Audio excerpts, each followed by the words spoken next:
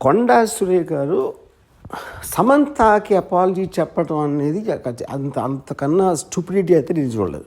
First of all సమంతని ఎక్కడ అవమానించారు? కొండా సురేఖ అవమానించలా, పొగిడారు. యాక్చువల్గా ఎందుకు పొగిడారు అంటే అక్కడ ఏమంటున్నారు ఆవిడ, నాగార్జున నాగ చైతన్య ఇద్దరు కలిసి ఒక మామగా, ఒక భర్తగా, ఒక కోడలిని, ఒక భార్యని తనకున్న ఒక ఆస్తి కాపాడుకోవడానికి వెళ్ళమని ఫోర్స్ చేస్తే తను కాదని చెప్పి విడాకులు ఇచ్చి వెళ్ళిపోయింది అన్న. అక్కడ సమంతకు అవమానం ఏంటి? సమంతని పొగిడినది. యాక్చువల్గా అవమానించింది ఎవరిని? అత్యంత జుగుసంగా అవమానించింది నాగార్జున చైతన్యాన్ని. అసలు దాని టాపిక్ ఎత్తట్లా, దాని గురించి ఇంతవరకు మాట్లాడలేదు ఎవరు.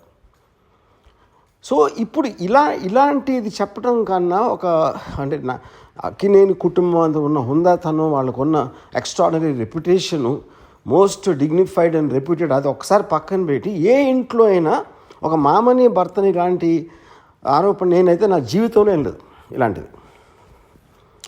ఇది చాలా సీరియస్గా తీసుకుని నా రిక్వెస్ట్ నాగార్జునకి చైతన్యకి ఇలా వదిలేయకుండా, మళ్ళీ ఇలాంటివి జరగకుండా ఇండస్ట్రీ అందరి కోసం, ప్రజలందరి కోసం కూడా సీరియస్గా తీసుకుని మర్చిపోలేని గుణపాఠం నేర్పించాలి. దీనికి తప్పిస్తే మన దగ్గర వేరే మార్గం లేదు. ఇలాంటిది మళ్ళీ జరగకుండా చూడాలి.